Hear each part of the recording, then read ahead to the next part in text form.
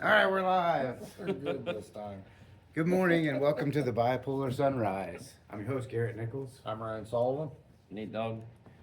Good morning, everyone. Good morning. We made it through Thanksgiving.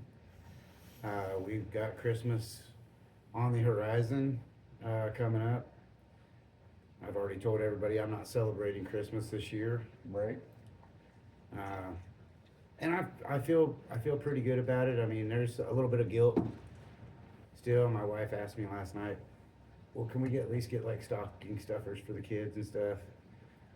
I said, yeah, I'm not trying to kill the spirit of Christmas. I'm just not trying to be celebrating a consumer holiday. I'm not trying to celebrate buying gifts and celebrate people saying, oh my God, I'm so thankful because you bought me some useless plastic from China. Right. You know, because that's what it is, especially with the kids. But I don't want to get off on that again. But it is coming up on us. Christmas is coming. The goose is getting fat. You guys ever had goose? I don't know that I ever have. I haven't. And I was talking about it with a guy at work, and that was like, the goose is getting fat. Christmas is coming. The goose is getting fat is because people used to celebrate Christmas by eating geese. Right. I've never had geese. Yeah. Like Thanksgiving, it's turkey, and usually at Christmas, it's also turkey or ham or something like that, but never goose. That What? used to be a thing. Yeah. And I think, because I remember Dad growing up telling us what they ate, and I think he told me he didn't care for goose. And so I'm sure that's probably why we never tried it. You know, we had pheasant, we had all kinds of stuff. Not But goose. Dad was like, I don't like geese. I don't like goose. I would So we think didn't eat it. that must have been everybody agreed. I think he said it was greasy. I can't remember. Yeah. But there was Wild something turkey's about hard. it that turned him off. Wild turkey's hard to prepare. It's got a lot of, they stink, I think. I don't like wild turkey, and I like, I guess, processed turkey when it's been processed down, Yeah. ground up, pushed into a press, and molded into a loaf of turkey, turkey loaf, and then sliced into sandwich slices. Right. It's okay that way, but I feel the same thing about deer, though. I've helped clean deer, and it is the gamiest, yeah, tangiest it can smelling. be. But once it's cooked, oh my God, I love it. Oh, But really? to Thought you were gonna go with you didn't like. No, deer. I love it. Absolutely love deer. But man, when it is not, when it's in Prepared. its, yeah, it is just the gamiest, almost like a tangy smell to me. And it's just like, "Ugh," and how it can turn into something so delicious is beyond me. But yeah, I really like deer. I just don't like the smell of it when you're cleaning. My wife Cleaning doesn't it. even like it when I open up a package of ground deer. Really. Oh God, she's like, I mean, she won't eat it. Just I know most of it is just because of that. When it smells, what it smells like raw. Yep. Just doesn't smell like beef. Almost has a sweet taste or sweet smell to it when it's, or at least that's what I think when I open up a pack of. You can smell ground beef. You know what it smells like. Right. Versus a steak, even like the ground fat and Mhm. stuff must have a different smell. But yeah, deer is not a pleasant animal to clean, and if you hit the guts while you're cleaning, it makes it about 150 times worse. Right. That's real bad. Yep. And here's a little tidbit for the audience out there, because I just found this out not too long ago, a couple years ago. My dad hunted, his friends hunted, I hunted. It was pretty common in Kansas that you're gonna hunt.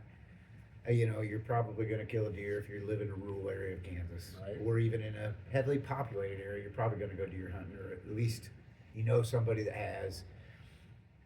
You know what it's like when you hit the guts of a deer. The smell is rancid. It's horrible. And after I hit the guts in a deer, like the first time, is everything that I smelled that was stinky smelled like fucking deer guts. Smells. Every time I would fart, I was like, oh man, my farts smell like deer guts now. But that's not the case. My farts didn't smell like deer guts to anybody else. They actually did smell like deer guts to me, because when you hit, and I don't know if there's other, I'm sure there's other things, but the olfactory fatigue, like once you get used to something smelling, you don't smell anymore. Mhm. Well, those deer guts, they're so potent, they saturate the receptors inside your nasal cavity, and they saturate them. So then, if anything that smells even distinctly close to that smells like deer guts.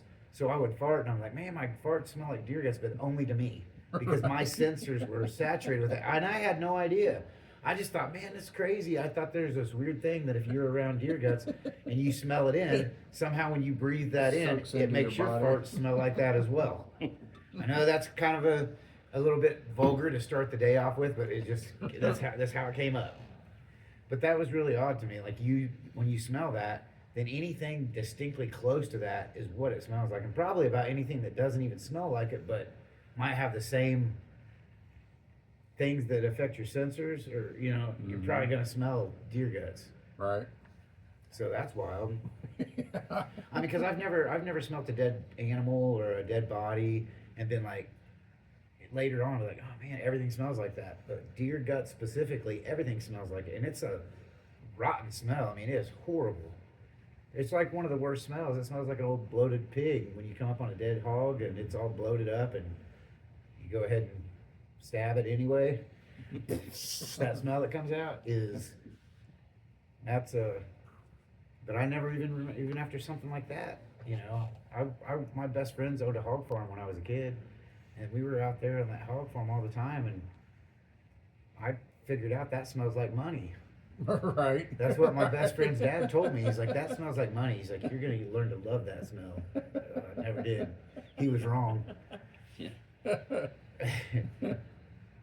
Money for him. Yeah, it smells like money. Like, really smelly money. So how have you guys been? Nate Dog? Yeah, I've been pretty good. Just working and stuff. I don't like that. Guys, we need our audience to share this. Try to make us go viral week after week so that we can quit our jobs and do this full time. This is what we're really good at. This is our niche. I think we found it. It's podcasting. Yeah. I mean, so far so good, Right. And then knocking the door down. Oh, it's been like I have to shut my notifications off sometimes because of, well, I'm sitting there waiting and I know they're not going to come in, and it just drives me crazy to shut the notifications off. I have been on my Facebook, and I have been a little bit more popular lately. I've been posting some different stuff and trying to get, make some stuff happen. Trying to promote the gym more than anything, and get people in there. Doing okay. Good. This beginning of the year is a little bit tough for everybody. Like Christmas this month, nobody's looking to do anything new. Right. We're just trying to figure out how to get through the end of the year, and hopefully January is going to bring some new folks out there. Yeah. Do you notice January being a big month because of New Year's resolutions, or do you notice any influx because of that? Well, this would be sort of my first year, but we were open last year, and there was a couple. But yeah, before when I was training in Topeka at Creaky BJJ, yeah, a lot of New Year, new me type of people, and all the gyms around town too. There's always an influx, which is a good deal. It's great for you to try. Like this is a new year. I'm gonna try something new, and going to the gym is a great idea. Wrestling's a good idea. Trying to go to the shooting range and shooting a gun's a good idea. Like it's a good idea, I think, in life to try new things and experience new things. You may not like it, and it may not be the thing that you were looking for that year for the new you, but go ahead and try it anyway. Right. Why not? You may find. I never knew that I loved Brazilian Jiu-Jitsu until I started doing Brazilian Jiu-Jitsu. I didn't even know. I probably would have thought it was kind of, that's bull crap, it's TV stuff. I did kind of think that, even when I watched the UFC, like, oh, they're using Jiu-Jitsu, but I really didn't understand it until I started doing it. So maybe it's skydiving. I met a gal up in Kansas City here a month ago. There's a place called the Jumping Catfish. Excellent catfish, by the way. And I tried crab in there too. I'd never had crab. Or right, maybe I have. Regardless, not enough to know about it, but this gal in there was our waitress, and she said, I'm going skydiving after I get off work. And we're like, what? Where'd that come from? You just brought it up. But she started showing pictures, and it was like her 64th jump Oh shit. that she'd done. And she knew about the planes again, and the gal was obviously into it. She was talking about what planes are good to jump out of and what aren't, and they're all probably not. I wouldn't want to jump out of any of them unless they're failing, Right. you know. But she said that's kind of like what they are. Those planes are just, they're rickety old things that get you up there and get down. There's nothing special about them, and you're going to jump out anyway. So I guess maintenance is not nearly as important on a plane that you're going to jump out of as it is on a passenger plane that the passengers expect that they're going to land. Yeah, I went skydiving. How was it? I had a lot of fun Yeah. Nervous at the beginning, I'm sure. at the beginning, and it was a rickety old plane, and there wasn't really seats. We just sat on the floor as we went up into the air. It makes sense. And like, why do you want to put a bunch of money into a plane that people are just jumping out of? Yeah. And if it crashes, they're just going to jump out anyway. You're good. Yeah. Yep. So I could understand that. My mom and my brother's gone skydiving. I have zero, I mean zero desire to ever jump out of a plane.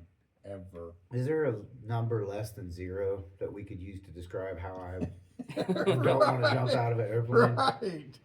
That's why I'm right there with you. That has never fascinated me. It makes me feel queasy just listening when my mom would talk about it, or I'm just like, ugh, just nothing about it. Just no desire, none. I'd have to be probably thrown out. I mean, I don't know. I'm scared I of probably heights. would be too. So like if I climb, I say I'm scared of heights. I can get up on the roof of this building and look over the edge pretty easy. It's not a big drop. I'm underneath something stable. But there's situations where I guess I'm situationally scared of heights. I can't hardly watch people climb on heights. It makes me sick to my stomach. You see the videos of the guys that'll film themselves hanging off a skyscraper with one hand. Yeah, piss on that. That's what I say too. That one guy let go. He got too tired and just couldn't pull himself up and had to drop off of I don't know how big it was. It was huge. But that video is out there all over him. He's filming himself with a selfie. So he's like, yeah, I'm doing this. And then he puts his phone up, but then he's gotten too tired to get himself back up and eventually just has to let go and Damn. fall to his death. Ugh. But I that stuff right there scares me. It makes me, a matter of fact, I get like, I'll move around in my chair. I'll get up and start like, it really, Right. really bothers me. Yeah. And so there's situations where I can go up high, but there's also situations where I look like Spider-Man and I'm in the corner of the room, sucked to the wall, just as close as I can get. And I physically can't move. Like I'm too scared.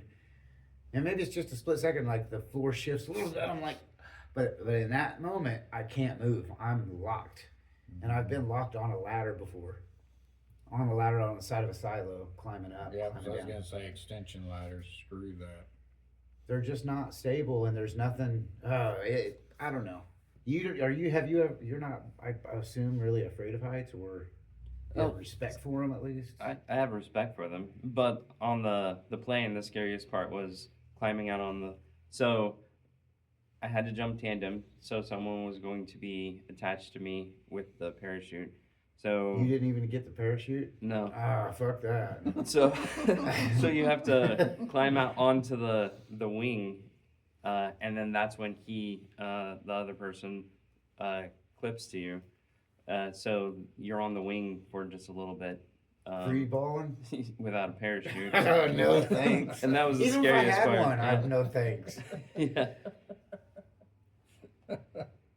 Yeah, that sounds Yeah, I mean, I'm sure it's pretty safe as far as it goes, but yeah, it's the what that percentage that usually dies or Yeah. something. Well, and you're far enough up that once you hit the ground, it doesn't Oh, matter you're- after that. Yeah, I mean, but you got a long time to think about it. I mean, how long's the descent? Oh. A couple of minutes? Yeah, it was. I mean, It was a long time. you know, and especially like, what's the descent after your parachute doesn't open? You still got what, a minute, maybe 30 seconds, and you're like, ah, shit. You know, you got like, I'm dead. I'm dead. Oh, there's people who've been survived though. Yeah. I have no idea how, and like, I don't know what the quality of life was like after that when you're walking around looking like a sheet of paper. You know. Yeah. Well, and that far up, nothing looked real anymore. Like it was just. I bet. So there wasn't any fear of heights at that point because It it was was so just high. like we're just so high. But I do have a respect for heights. I don't like being on roofs and stuff like that. Yeah, you understand what the consequences are. It's just like, I don't know. I think that everybody probably has at least, I don't know, man. Those guys back in the 1800s that were building Chicago and New York City and Los Angeles, and they're out there with no harnesses walking across beams, eating sandwiches. They're out there on lunch break up, you know, I don't know how many stores, just fill in the blank, but dang. And they're up there they're like, oh, my wife brought me an apple. Oops, wind blew the lunchbox off of the deal. Oh, Yeah. sorry, babe, I couldn't eat. My lunchbox fell off of 15,000 feet. You know, killed a guy down below with my apple core. I mean, could you lose your fear of heights, you think, and then be able to start, like, say you start out low, just like that's probably 8 foot, the top of that wall. You start out working there, you get comfortable at 8 foot, you know, and then the next day you get moved up to 25 feet. That's substantially more, but not crazy. I mean, you think you could work it out of yourself? I don't know. I don't think know. I could, because I've been in Say. fall harnesses, I've been in scissor lifts and skyjacks and everything else. Lots of times having to do work inside of a building or outside of a building. I remember the guys took the scissor lift up with me in it as high as they could go, and then went to lunch break, or they acted as if they were going to go to lunch break. I was in the bottom of the scissor lift, froze to the bottom anyway, so I didn't know whether they were going to leave or not. Right. So the joke was they thought they were gonna, haha, we're leaving you up here. I wouldn't have known. I was freaking out at the bottom of the scissor lift by myself. Seriously, spread out, making as much of my body touch the scissor lift as I could, because I was so scared that I was gonna fall out. A completely enclosed lift Right. that I would have had to literally climb out of. I couldn't even slip out. Had a fall harness on, but I was still like violently scared. I would have scratched somebody's eyeballs out to get out of that lift. So I don't know if I can overcome it. I mean, I'm an old man at this point and getting there, and I'm still scared. I don't know that I can overcome that, but I can do it. I can get up there at my own pace, and if everything's, but I have to say, yeah, you can do it. But if I don't believe it, I'm not Right. going. Yep. And it'd be dangerous for you to take me up there, because I'd grab it onto you.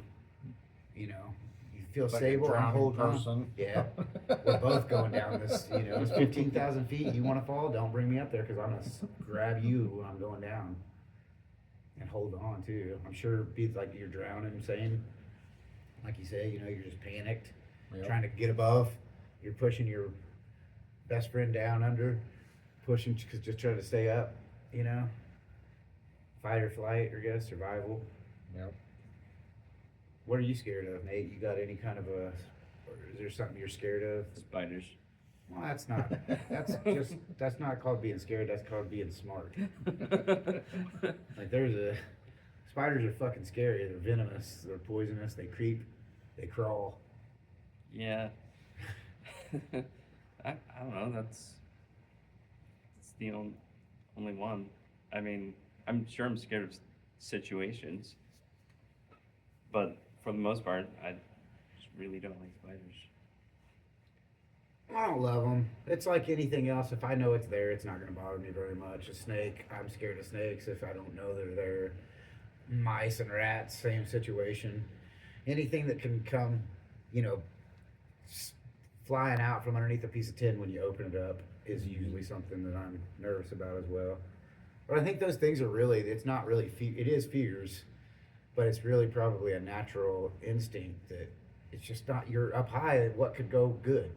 Yeah. Nothing really can go good. Like if anything happens, it's bad because you're gonna fall. Like if, how often are you up somewhere and drop something down? Like every time, you know, it's like, fuck, I get my tape measure. Like, how did I drop that? Well, you're 12 foot up in the air. What did you think? Unless it's strapped on, whatever can happen will happen. Yeah.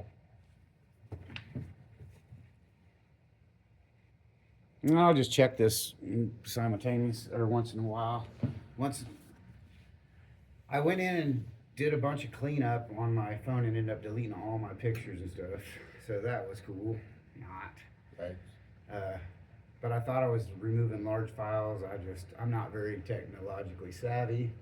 Which is why these podcasts are always, when I set it up quiet, when I make videos, there's always something missing. You know, Facebook will say, well, if you would have added hashtags, your video might have been seen by more people.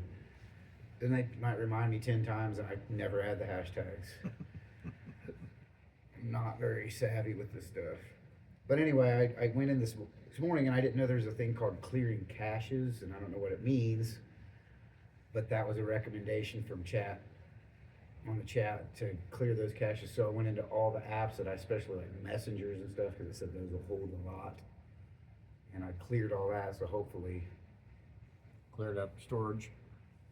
yeah. But I can't imagine, like, I don't know what the storage is, because all these videos, once I load them onto YouTube, then I just erase them.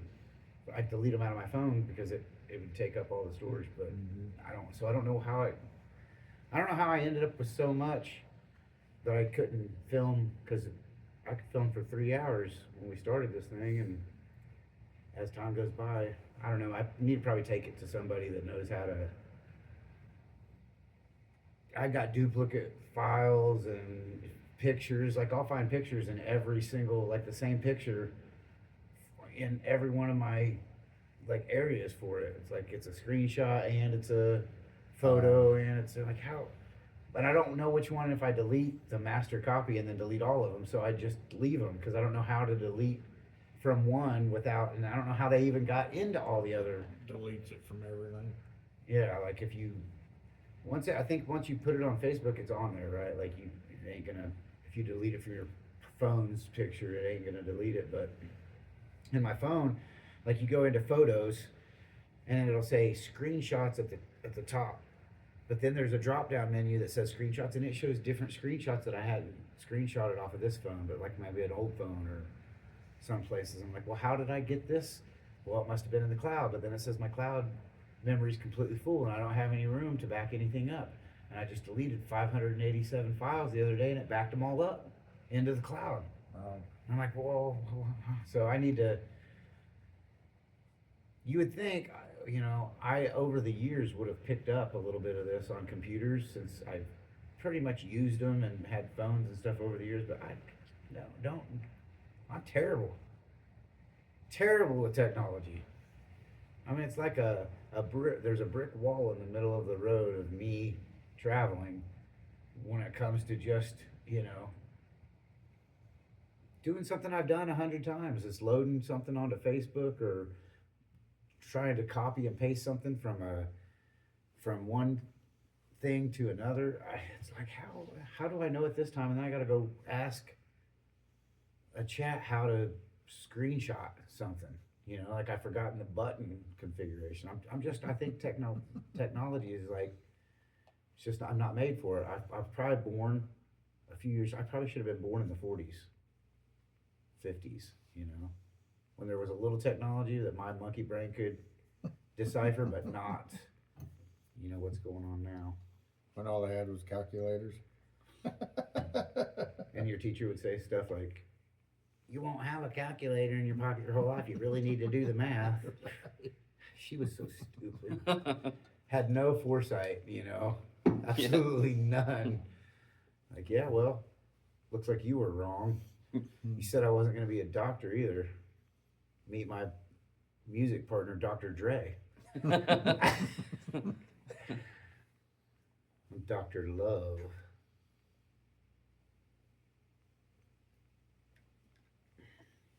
So how's things been going for you, Ryan?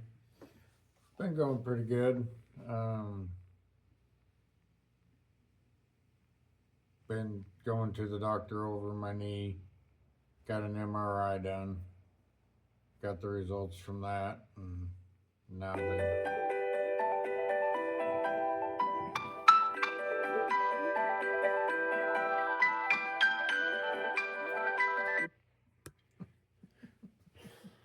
That's my sister calling it this early in the morning. That's weird. So It was pretty. I'm going to keep going with the video, but I'll have to check and see why she's calling me at this early in the morning. There could be something wrong. She Okay. don't call me Oh, gotcha. ever. Well, I was gonna say, yeah, if you need to take the call. Yeah. How far are we in? Oh, we're only 25 minutes. I might hear she might leave a message or something. We did Thanksgiving. Thanksgiving was fun.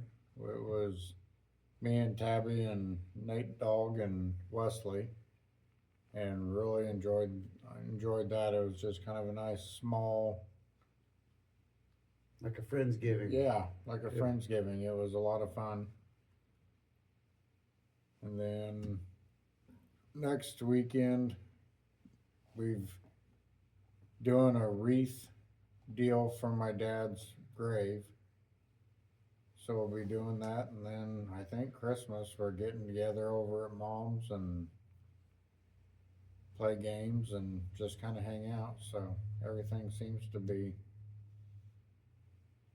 going all right. Happy birthday, Taylor. I love you, son. My son's 18th birthday is today, so Oh, well, happy birthday. Yeah, happy Yeah. birthday. he's 18. No kidding, that's a big one. Golly, he went to Topgolf. This is my second kid. My daughter's, I've got a 20-year-old daughter and 18-year-old son now, and another daughter that'll be 18 in August. And it's crazy that they're going to be, like, within the next few years, I got no kids left at home. Right. I mean, hopefully my 12-year-old, she'll be around for a while. I think she's going to stick around. I might just keep her. Yeah. She's kind of got a mind of her own, though, unfortunately. She wants to do stuff, so. Oh, because of this podcast and because my mom loves me, the 12th, I'm going to be going to Neodesha, Kansas, and speaking to some, I don't know that they're all special ed kids, but probably the majority are. My mom works for the co-op. They do different kinds of special education programs with schools and, things. And she's got a group of kids. And so she saw the podcast with you and I talking and showed her boss and said it'd be cool if we could get him to come and give a speech about how he has not always made the best choices in life, but even though you do make bad decisions, that you can always turn your life around. And Absolutely. some of these kids have already been in some trouble, and she thought, well, maybe they'll relate to you better than they relate to us. Perfect. Like, Well, what's that's that awesome. supposed to mean? I took offense immediately. But it is cool. That's a feather in my hat and your hat, to see, like, these guys struggled. And maybe it's not only because, I didn't always just make bad decisions. Sometimes maybe I just didn't have the real mental capacity to understand the decision I was making. Mm-hmm. And I think a lot of times that was me, or having the, whatever you want to call it, ADHD or whatever the condition I have, not only not knowing how to handle a situation, but nobody really knowing how for me to handle that situation. Because a lot of times reaction happens before, the thinking through.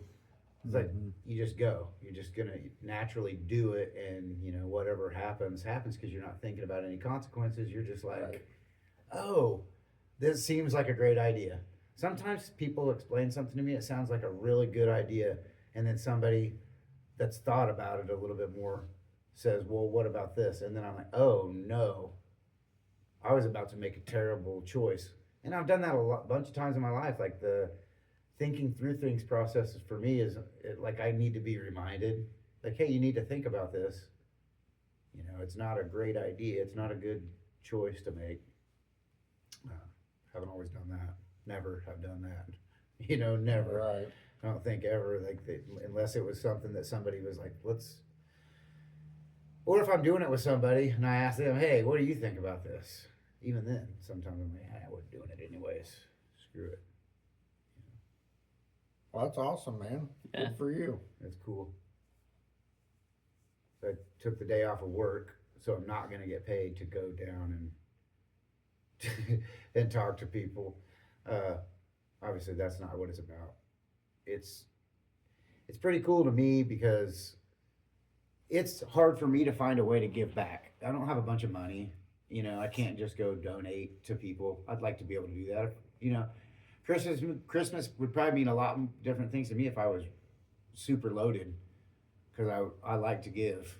You know, I really do. I if I had it, I'd give it all. You know, it's like it's not a big deal to me. I've never really had much, so having, as long as I'm good and fed and people are recognizing that I'm trying to help them, that's what I care about. You know, like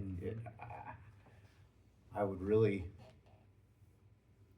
But the Christmas part is like, that's not what it's about. It's like people are trying to make money off of you being in this Christmas spirit.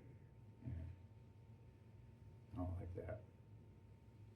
I thought of you the other day because I was watching South Park and they were talking about when the Tooth Fairy wasn't real.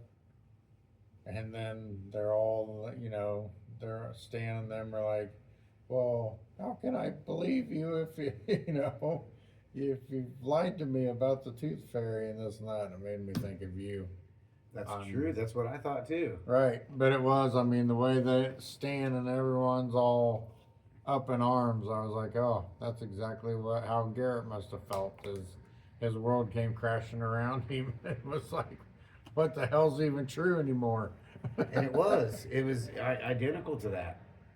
And maybe people thought I overreacted, but when you're 5 fucking years old, you don't got much brain power up there, and what you have, things that make sense to you are things that make sense. I was watching a video yesterday. This lady, she put 5 quarters on in front of a little kid. He was probably 3 years old to 5 years old.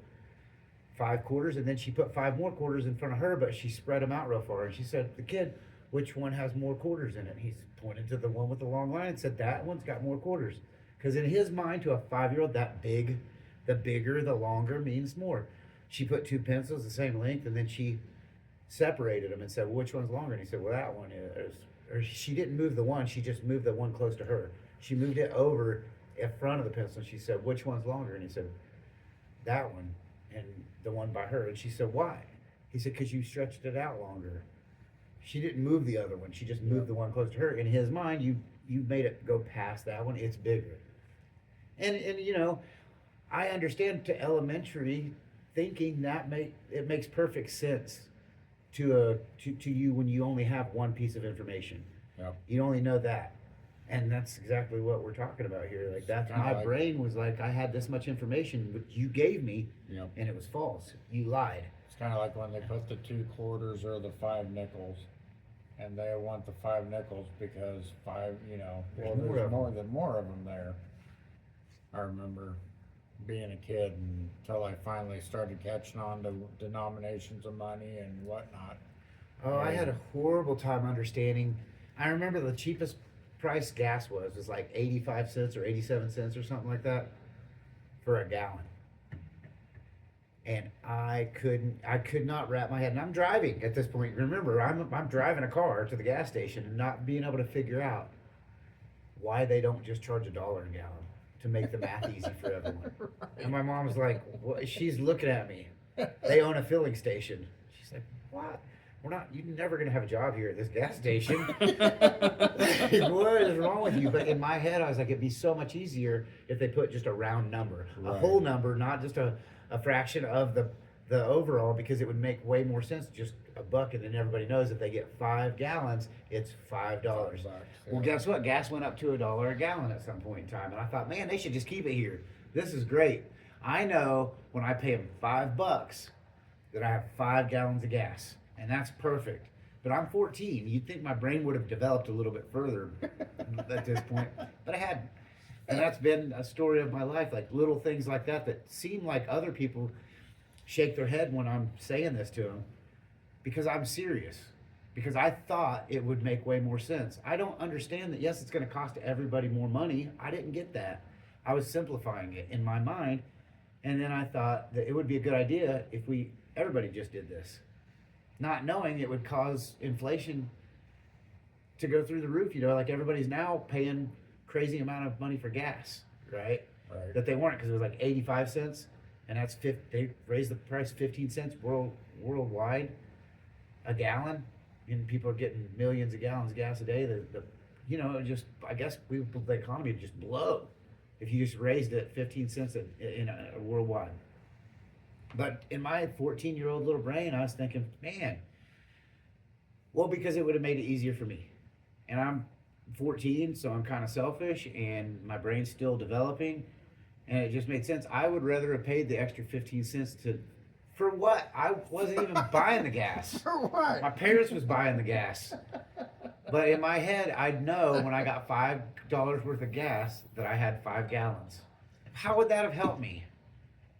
I don't know, but in my 14-year-old adolescent brain, that made the most sense to me. So when you're a kid, things make sense to you. And I learned that parents and faculty of the school and adults and grandparents and cousins and everybody lied. And everybody lied to me, because when I'd ask about Santa Claus, everybody perpetuated this lie by telling a story of their own.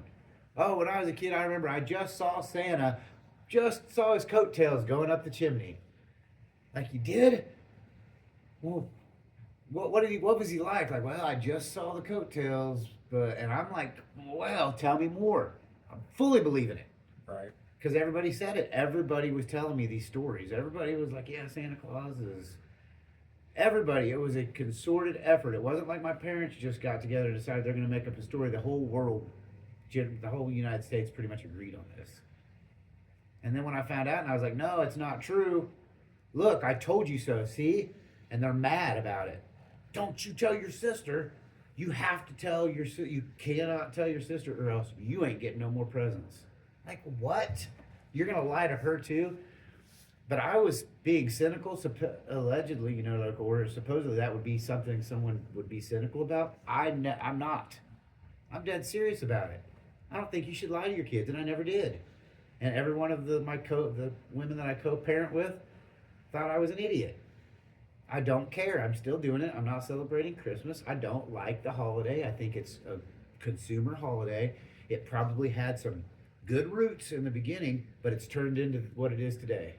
What does Christmas mean to you, Ryan?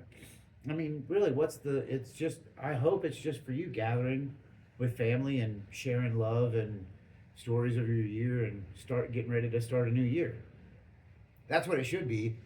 But for some people, it's decorating, it's going out and buying the best presents and having giant trees in your house decorated. And well, what was Christmas? What's the tie to Christmas?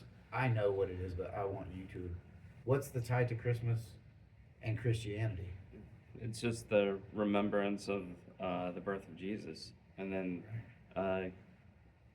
giving gifts, because that's what the wise men did, and just being with everybody.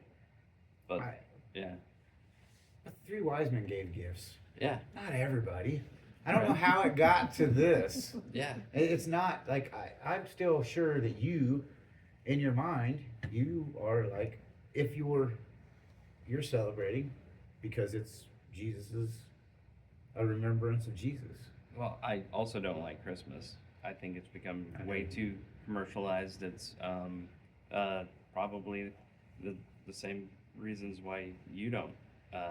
And I don't like the fact that people lie to their kids about Santa. I don't know. Wouldn't it, just like on the South Park episode, if there's a kid like me, there's a million of them like me, or more. If I think this way, other people will think this way too, because we're humans. We just do that. Like, we think alike a lot of times. With groups of people, like-minded individuals do. Electricians, all the electricians think a lot alike. There's probably some outliers, but mechanics think alike, doctors think alike, lawyers. That's why they got into these fields, because they come to these same conclusions, typically. So a lot of people, I think, I will, I don't just completely say screw Christmas, but I try as hard as I can to bring it up every time. Like, well, this is a fake holiday, you know. I'm happy for you, you know, Merry Christmas, but I'm not buying you nothing. And I want you to understand that I hate this holiday. It means a lot. It means just as much as Christmas means to somebody that wants to celebrate Christmas, means just as much for me to let them know that they're lying to their kids and they're lying to themselves. And this isn't, Jesus wasn't born, number one. If you're celebrating and saying this is Jesus' birthday, I'm pretty sure he was born in July. Yeah, he wasn't born in But December. But there's a lot of people that think that this is Jesus' birthday that they're celebrating. Some people don't even know why they're celebrating. They're just like, oh, it's Christmas. Never questioned it. And that's fine too, you know. I'm not, please, people, I'm not trying to talk anybody out of celebrating the Christmas holiday. I want you to celebrate. That's fine. It's not hurting me any. But don't lie to your kids about it. Losers. I mean, dang. Well, I never had an issue with kids believing in Santa Claus. Like, it didn't have a adverse effect on me. I think the day I found out, I was kind of like heartbroken because that magical part of Christmas was gone. Right. But I didn't think my parents were liars or, you know, it was just kind of a, oh. So I guess I'm on the devil's advocate side of I have no problem with parents telling their kids that there's a Santa. Just Well, maybe, each their own too. Yeah. I don't. I guess I don't have a problem. I guess I should. I do have a problem with it, but I'm not going to try to stop you Right. in any So, way. You know, I'm not Yeah. going to even. I didn't have the experience you had. I didn't sit there, like, it didn't make me question everything. I was just like, to me, like, the mystery and magical, the magic of Christmas was gone. Is all I felt. I didn't feel lied to or betrayed, or I was just like, Yeah, I well, don't know if what Santa happened. hasn't been delivering the presents, then who has? Right. Yeah. I knew who had. I told them they now had. And it's- they now said it's no, mom no, and no. dad do it, and it's like, oh well, okay, whatever. Yeah, completely didn't react the same way here. Well, it was because I'd been already preaching to my mom about this. Like, come on, it makes no sense. But she continually tried to come up with even new ways to make me believe that there was a Santa Claus. And then, just like on the South Park episode, this is exactly what happened. Santa Claus sounds an awful lot like Jesus, because he can magically. This is what I understood at this age. Jesus died on a cross for our sins, then was buried in a tomb and resurrected 3 days later, and was the first, I guess, unless you believe in the Book of Enoch, the second human to ever make it into heaven, because Jesus was brought back to life and then taken to heaven. He rose from the grave alive and then was taken to heaven. So Jesus died, but Jesus came back to life. Am I right? And then descended to heaven. Enoch likewise was alive when he went back to heaven. If the story, I don't know if Enoch's even a real character, or Jesus is, but at least most people agree that Jesus was alive, you know, and ascended into heaven. Santa Claus could go into a hot fire. We had a stove. We didn't have a fireplace. So I'm like, we do have the chimney, and then I'm following the stovepipe down. Like, oh man, I said, Santa comes down our chimney, Mom. He's gonna burn to death. No, he doesn't. His suit's flame retardant. He's magic, got powers. He shoots through the chimney just like everybody, and poof, pops out the bottom, goes and delivers your presents, and then everything's in this bag. Magical bag. It's full of every present's in this bag. You know, so I'm thinking, okay, I only know Santa Claus is this supernatural, and the way my mom described it was like magical being. That sounds a lot like Jesus. He turned water into wine.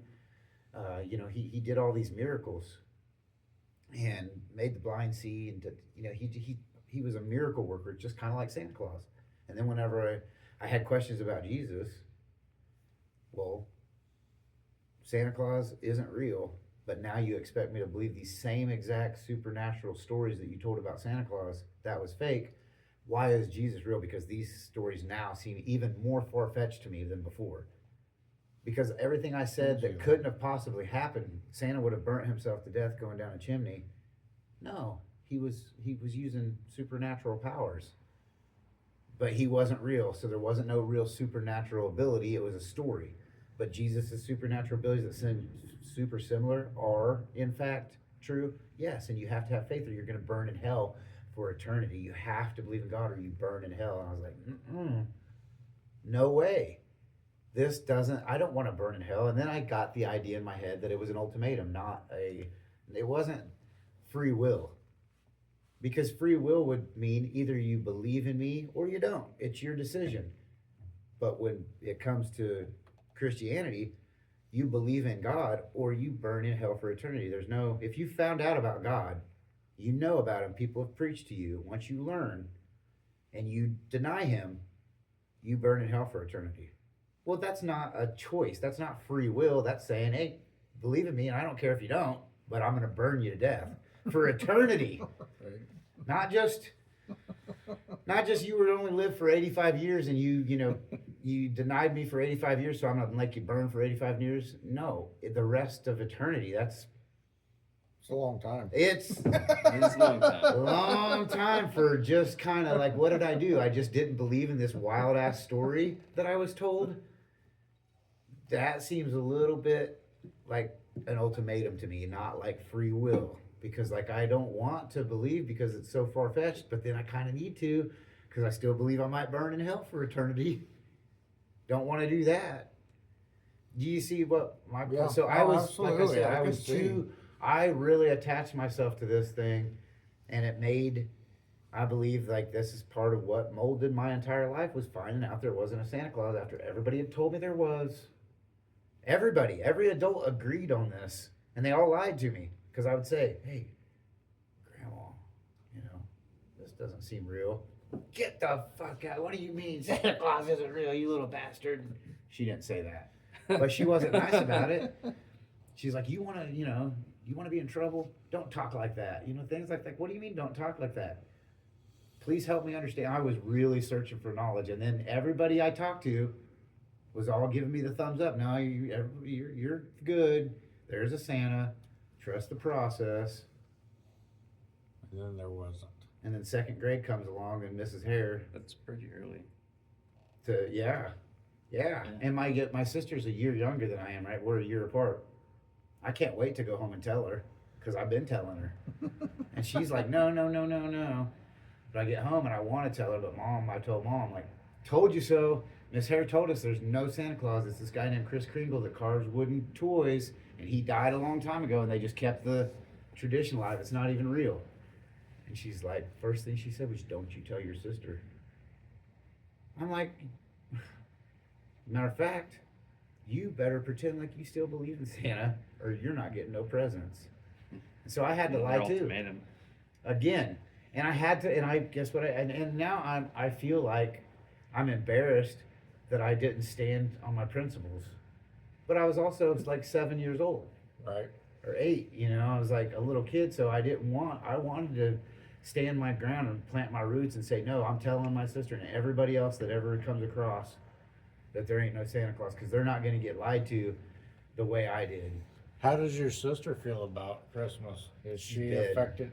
Oh. Sorry. Yeah, she doesn't give a shit. Well, you said you had a sister. Oh, my younger sister. Oh. She was 10 years younger than us, so really, like, by the time I was 10 years old when she was born. Gotcha. So this is my youngest sister. She's okay. Yeah, she's my youngest.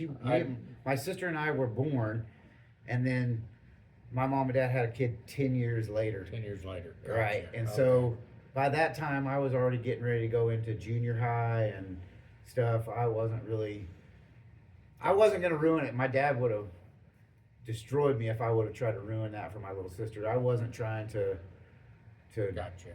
make any waves with her. I never did. But my sister that's a year younger than me, she knew because I did not tell her. She just didn't believe me. Gotcha. Or maybe she did believe me, but she wasn't going to go along with it. Did she have any when she found out finally that Santa didn't Just bother handled her, it or just like she you did. just gotcha. She didn't care. She didn't care that mom and dad lied to her.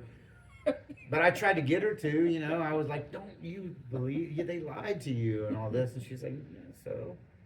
She's like, we're still going to get presents. And I'm like, yeah, but they're not from Santa. She's like, so? And I'm like, Who cares? And I really wanted her to be on my side because it was just me and her and my parents. We lived out in the middle of nowhere. My younger sister wasn't born for a long time. Yeah.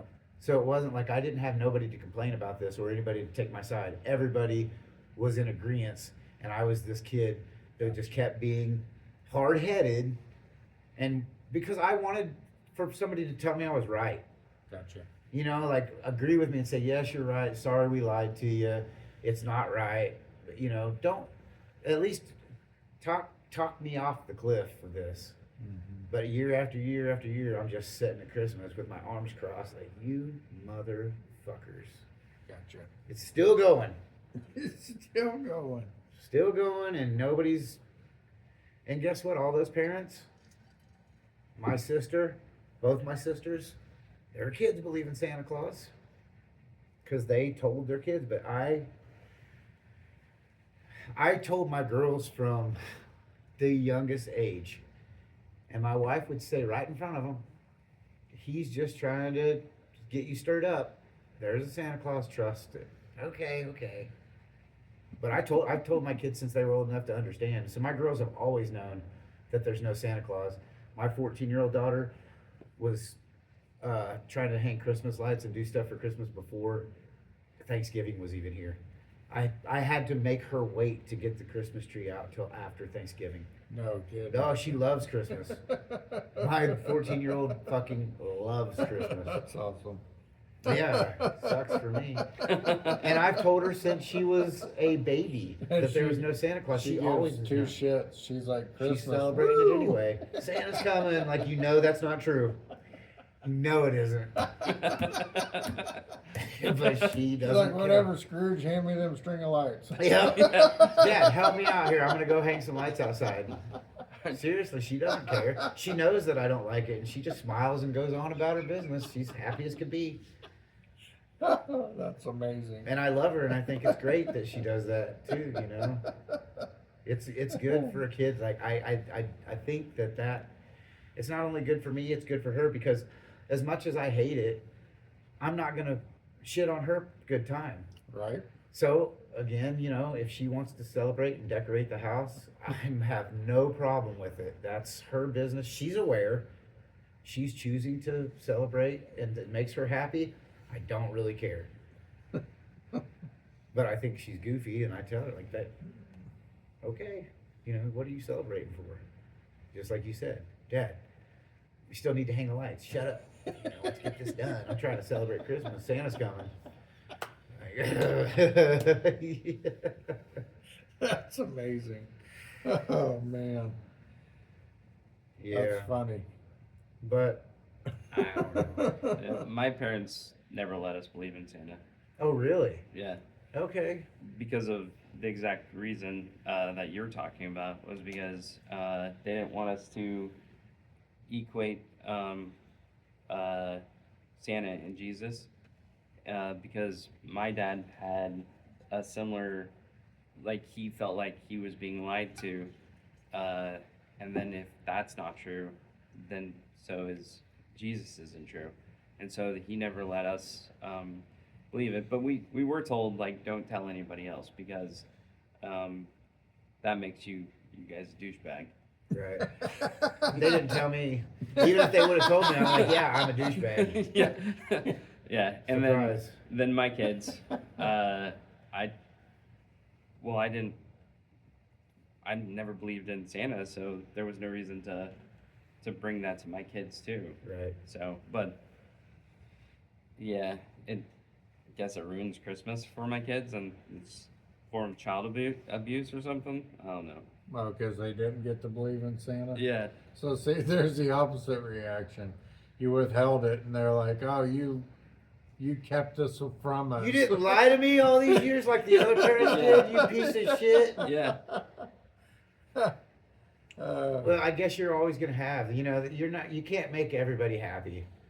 And I'm not trying to like persuade everybody in the entire world to change their idea just because and I'd probably start bitching that there wasn't we didn't have a holiday in December. I'd probably like, well, how come we aren't talking about Santa Claus? Like, well, you said it was a big fucking lie. Well, it is, but it was kind of fun sometimes. And I like going and looking at Christmas lights, and I understand the holiday spirit. I like when people are saying Merry Christmas and people are kinder to each other. But that's not what it is. Like that's not really the spirit of Christmas. Some people, it used to be Miracle on 45th Street, is that right? Or 54th Street, 31st Street? 30, yeah. Miracle on 31st Street. But Rudolph the Red-Nosed Reindeer and Frosty, they had a message. It was always a wholesome message about being kind, giving to others. Christmas is the time of giving. But it's not now. It's Christmas is the time of receiving gifts and buying the more and nicer stuff for people. And keeping up with the Joneses. And I don't like so I guess I should say I don't like the fact that people base a holiday off of a supernatural character that's so far fetched that even a 5-year-old kid questions it. And then when the 5-year-old kid questions it, it turns into it could be a punishment or it could be something. Like it ruined it for me because if all you would have had to do is say, hey, look, you're a smart kid. There isn't a Santa Claus. But it's fun for most other kids. They like believing this stuff. You saw right through it. But if you would just play along with it, make sure your sister and your friends don't know because that'll ruin it for them. And then you and I'll have a little secret here or something. I think that's the way I would handle it with my kids. But my kids already know. I never had to tell them because I told them right off the bat. We're doing Christmas, but these presents are coming from me. There's no such thing. There's no fat guy coming down a chimney leaving presents behind. That's asinine. That's not the way it goes. But but we're doing Christmas. And, I try to let them know that the spirit of Christmas is giving and showing respect and love for your fellow, citizens and giving when you can to people that can't. That was always the deal. You do hope boxes and, secret Santas and give to people that couldn't give for themselves and do things, and it's just turned into corporations collecting revenue off of people's beliefs and their superstitions and everything. Yep. Well, that's not where I thought this was going to go today. Again, Bashing on Santa. Bashing on Santa Claus in a one-horse open sleigh. I saw a funny meme the other day. It was an old lady like this, like she was running, and then there was a reindeer behind her with this pissed off face chasing right after her, and it said, "Careful, grandmas, you know what time of year it is." Grandma got ran over by a reindeer. I thought that was pretty funny. So we got 2 anti-Christmasers and a ho ho ho and 1 ho ho ho. I hate Christmas. Yes. No, you can Yeah, ask no. him. Tabby got mad at me the other day because she's like, "My God, do you just have to be bitter about everything? Do you?" So, no, I despise Christmas. So I'm in agreement with you. I don't think my view on Christmas changed until later in life. Right. And then I experienced ungratefulness and things like that where it's like, What's the point? yeah, it was. And it was exactly that. What is the point of this? I go out of my way to try to do something, and it's not right because it wasn't the right game or the right well, we got an iPad or that I don't know, it really frustrated me because I'm like you, where it was, I believed in it because it's like, oh, it's the thought that matters. And no, it wasn't. And so I've just gotten to the point now where I'm just like, like this year, I told Tabby, I was like, Christmas is for those that still like believe in Santa, or so like my grandkids, Right. my two grandkids.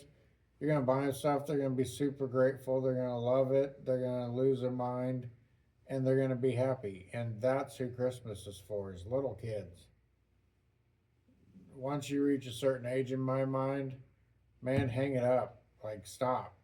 And then turn your celebration into something different than monetizing a holiday. Yeah.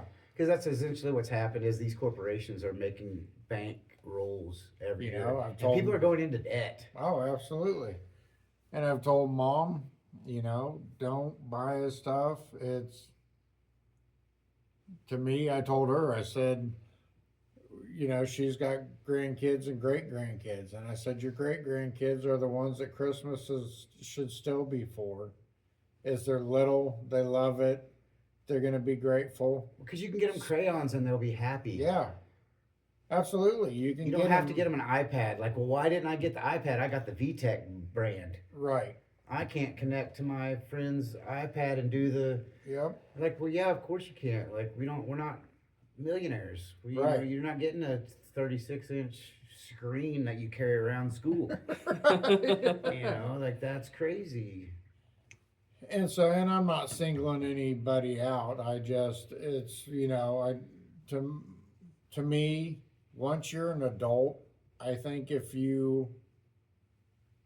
and I've told Tabby this and it irritates her, and I still get her a Christmas present, but I've told her and I've told other people, once you become an adult, I think you need to learn to let childish things go. And one of those is expecting a Christmas present from, well, my brother and my aunt and my kids and my this, and I should get presents from. No, you're an adult. Like, stop. And so that's where I'm at with it. So I told Tabby, and this is what got her pissed off, is she's like, what do you want for Christmas? I said, nothing. Spend it on the grandkids. God damn it, why do you always have to be bitter about things? But I'm not. I'm showing you that I'm an adult. If I need something, I'll come to you and be like, hey, babe, I need this. Can I get it?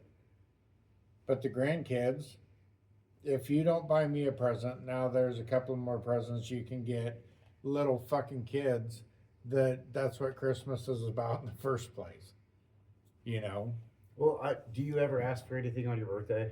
No. Me either. Not for anything. We're adults. No. I can make if I need something, that's I where can I'm get at. I'm an adult. Yeah, like I have everything. I buy whatever I want. I buy it because I can, and I don't need someone to buy me something for my birthday. That's me. Tell me, hey, happy birthday, bud. Thank you. You just Yeah. made my birthday. Right. Yeah. Thank you. Appreciate that.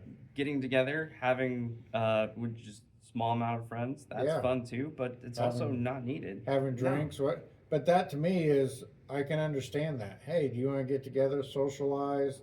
Or you can be like, hey, happy birthday, Nate Dogg. And I But feel good about that when because you're my sitting- friends are there. Yeah, as an People adult that sitting at the recognize it's my birthday is there. one, as an Yeah. adult sitting at a table just waiting for your presents to be like, that Yeah. makes me cringe just thinking It about is. it.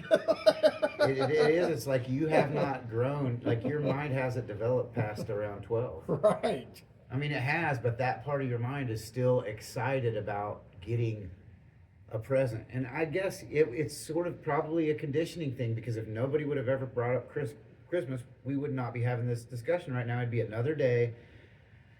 I wouldn't be complaining about the lies, and someone else wouldn't be complaining about not getting lied to. And, it's just like Right. it's a deal to where way too many people are emotionally invested in this one way or the other, like in myself included. Like I shouldn't let this affect my life, but it clearly has, to the degree where I questioned everything for all my life after that. It was when I really learned about trust and about lying and about that people don't tell the truth. Because as a 5-year-old, like I remember when there was a kid he was my age when he died, but when I found out, so he died like in the 70s by being bit by a squirrel that had rabies. And I went to the cemetery. My parents owned a filling station, and the cemetery is like a mile behind the store. So I'd walk out there and hang around. It was cool. I'd go read the gravestones, and it was like something to do. I didn't have a lot to do. I'd ride my bike out there to the cemetery and just cruise around reading gravestones. And one day I came across, his last name was M. Hoff, and it was my mom's. It was a friend of my mom's. They were the same age, you know, and he got bitten by a squirrel, got rabies. But I remember going to the cemetery at like a young age, 7, 8, 10, 11, 12. I don't know how old I was, but his picture was in the gravestone, and it was a kid, and it said the dates. He'd only lived like 10 years, 12, you know, he was young. And I remember bawling my eyes out right then and there, and then riding my bike back to the gas station, asking my mom about this kid. I didn't know kids died. At that point, I was young enough that I didn't really realize, I'd never met anybody that died. I'd never had to go to a funeral for a kid. So I just knew that old people died. You die when you get old. I didn't really register.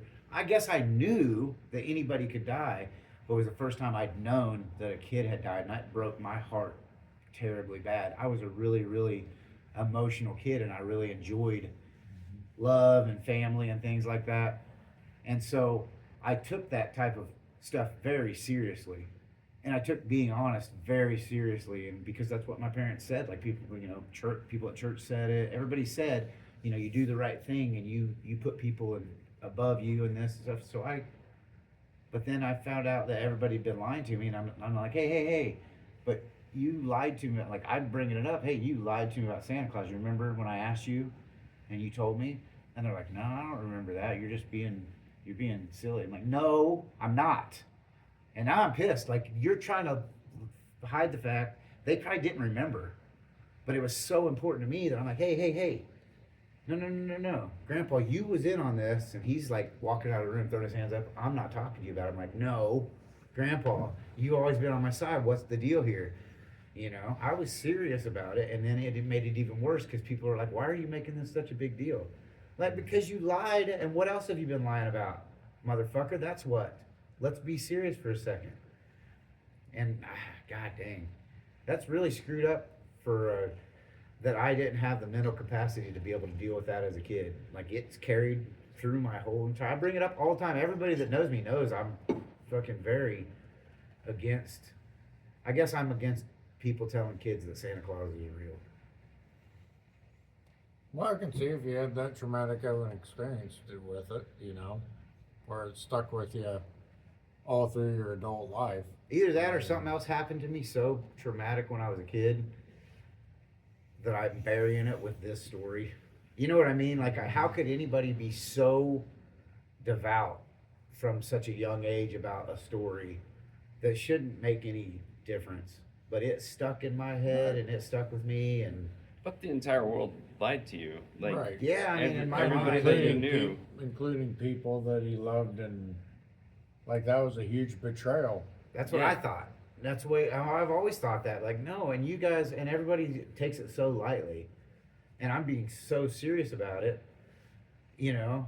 And it was just like, hey, come on, guys! Like, Miss No, Hare told us all, and you're still trying to act like this is not a big deal. And I think that, you know, where if your family may have sat down with you, like you said, and been like, hey, for your sister's sake, let her enjoy but you know what, you're right. Like if they would have, what am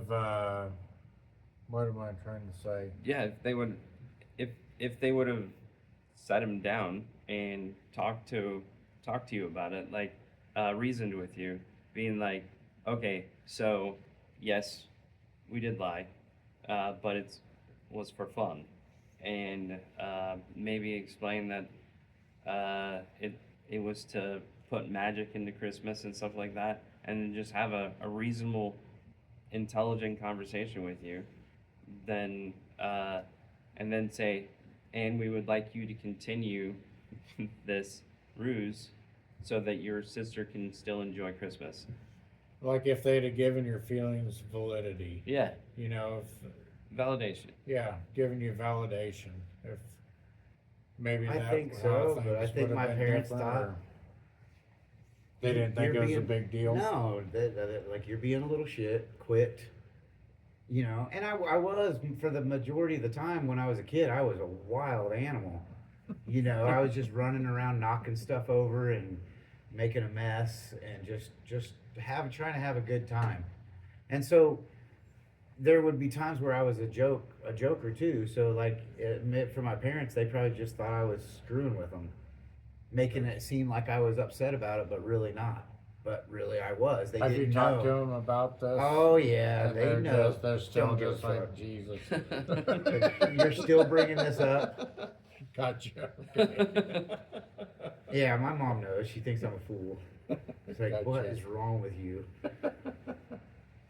Grow up. Like, I learned it from you. But I did, you know. It's just that at that time, if I think that I was,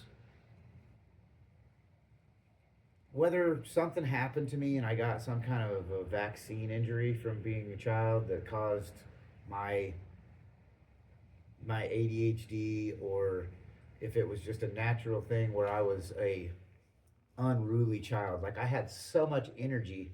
My mom said, I don't remember. She said when I'd go into they'd take me to Safeway and they'd have to put me in the cart because if I walked down the aisles, I'd put my hands out to the side and just whatever I hit, I'd be knocking over.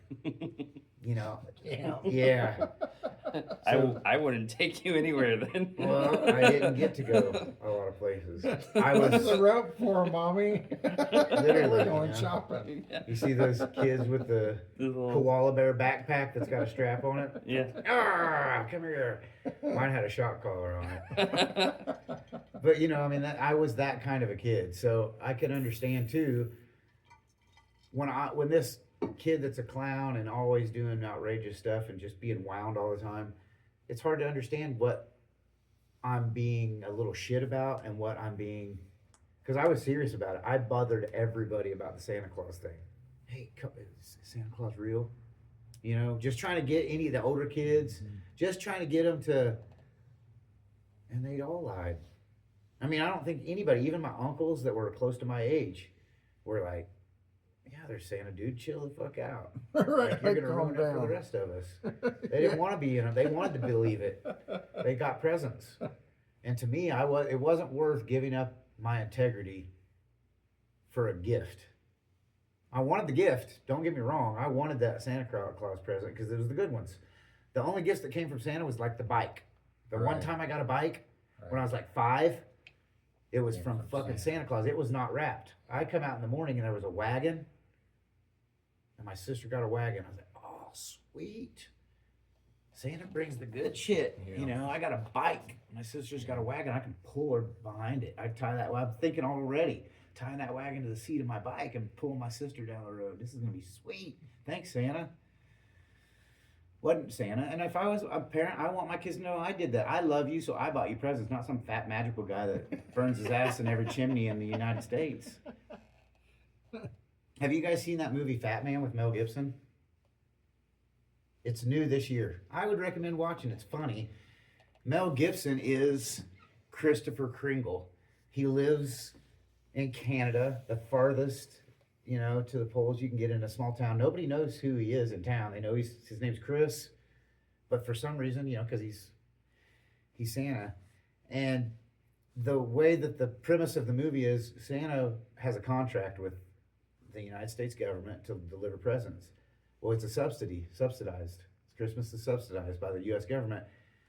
But what Santa didn't realize is why he's only getting like a half of the subsidy checks that he used to get, because now he's still delivering coal. So some kids get presents, some kids get coal. So America only subsidizes him for the gifts that he gives. So he don't have even enough money to start making gifts for the kids next year.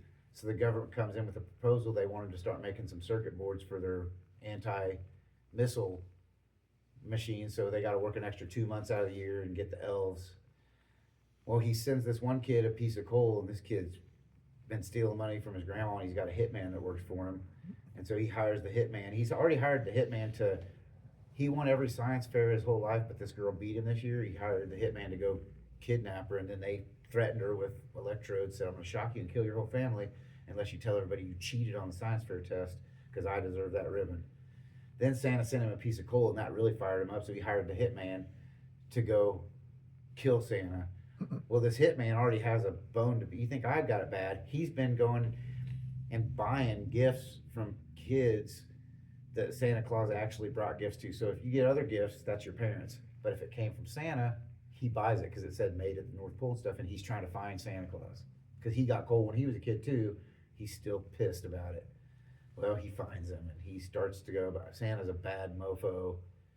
And it's a good movie. It's like, but it kind of like about what we're talking about. This kid was so furious because Santa got him coal that he went and tried to find him and assassinate him. Mel Gibson's, they call him Fat Man, not Santa. So it's actually pretty good. It was a good show, but it's out. If you guys haven't seen it, I recommend it. It's a good Saturday sit down or Sunday when you're not doing anything. Have you seen Violent Night? Yes. That's a pretty good Very Christmas good. movie. Very good. Santa's the only thing I didn't like Badass. about like he's badass, but like he's still like you'd think he would be more badass than what he was. Like he didn't get injured and almost killed, you know. But it was still completely different twist on Christmas, and I really enjoyed it. It's one of my favorite. He's a Christmas real movies. dude too. Like it's Santa Claus, but he's like just a normal ass dude the rest of the year. Yeah. And his happens to have a past. Wasn't he a Viking? He was or a Viking, something? yeah. And he finds that hammer. Yeah, very good show. And that kid's helping him out. Right, one of the kids in the house is Yeah. helping. Good flick. Yeah. Well, guys, let's call it a day. Okay. I need to make a phone call and see what my sister's calling about. Hopefully, it's nothing too bad. Okay. So subscribe, like our channel, and we'll see you all next Sunday. Have a great weekend.